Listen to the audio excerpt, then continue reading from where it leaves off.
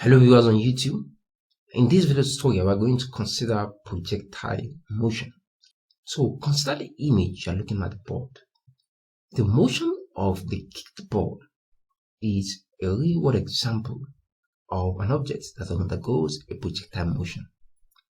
Projectile motion is basically the motion of an object that is obliquely or freely thrown into air. Or in other words, it's motion of an object that take the pattern of parabola. As you can clearly see that the motion of this ball is actually parabolic in nature. Now, what you actually need to pay more attention to in projectile motion is the terms associated with it. Which one of them is what we call the time of flight. Time of flight is the time it takes a projectile. In case you might be wondering what a projectile is, a projectile is an object or a body that undergoes a projectile motion. So time of flight is the time it takes a projectile to move from its point of projection, just like this ball you're seeing right here. Okay, so the time it takes this ball to move from its point of projection all the way back to the level at which it was projected right from start, then it's what we call the time of flight.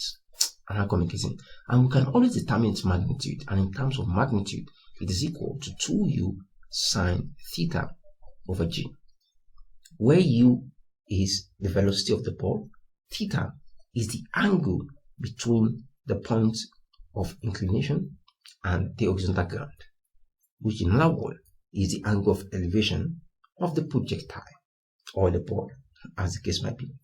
Am I communicating? And for those who are wondering what g is the acceleration due to gravity, which is a constant which can be 10 meters per second squared or 9.8, depending on what your lecturer or teacher asks you to be using.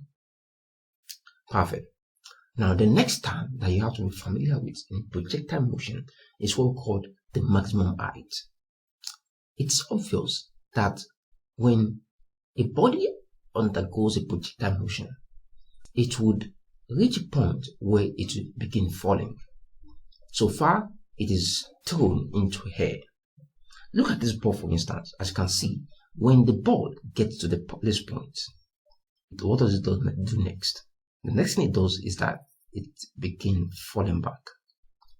This point that the ball reaches before falling is what we call the maximum height. And if you are determining the length of this height from the horizontal ground, then you are finding the magnitude of the maximum height. So to find the magnitude,